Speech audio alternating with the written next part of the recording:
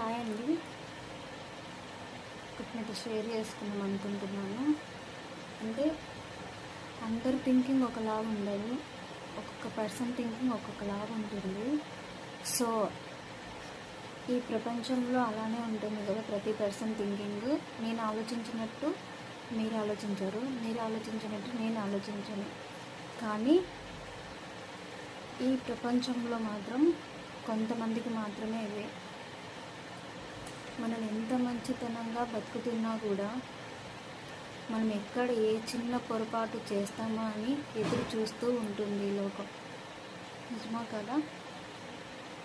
అంటే దాన్ని భూతద్దంలో పెట్టుకొని అదే పనిగా ఎక్కడ ఈ పొరపాటు వీళ్ళు చేస్తారా పట్టుకుందామా అని భూతద్దంలో ఎదురు చూస్తూ ఉంటుందన్నమాట.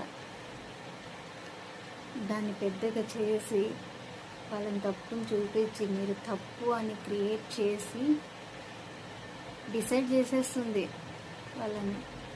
అదే ఈ లోక నైజం అండి. అంటే నేనేం చెప్తున్నానంటే,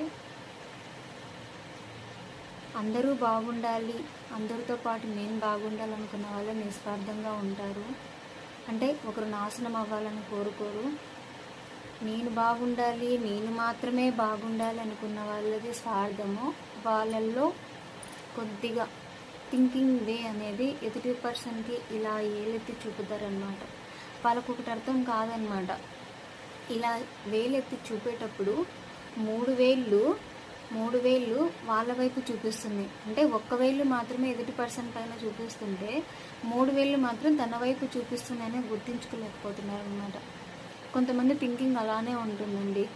ఈ ప్రపంచంలో మనము ఎంత మంచితనంగా బతికినా కూడా మనము ఎక్కడ చిన్న పొరపాటు జరుగుతుందా వెతుక్కుందామా, పట్టుకుందామా, భూతద్దంలా పెట్టుకొని చూసి దాన్ని వెతికి వీళ్ళని ఎలా నాశనం చేద్దామనే ఈ లోకం చూసుకుంటూ ఉంటుంది. చాలామంది అలానే ఉన్నారు.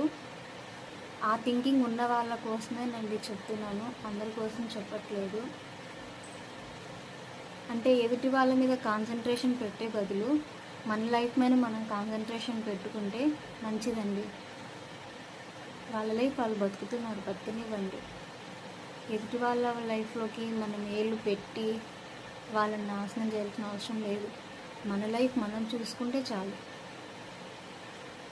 అంటే మంచి కోరుకోండి వాళ్ళది, చెడు కోరుకోవద్దండి. మీరు మంచి కోరుకుంటే ఓకే, చెడు కోరుకుంటే మాత్రం ప్లీజ్ అలాంటి ఆలోచన థింకింగ్ అయితే పెట్టుకోవద్దండి. ఓకేనా? అర్థం చేసుకుంటారనుకుంటున్నాను ఆ థింకింగ్ ఉన్నవాళ్ళు.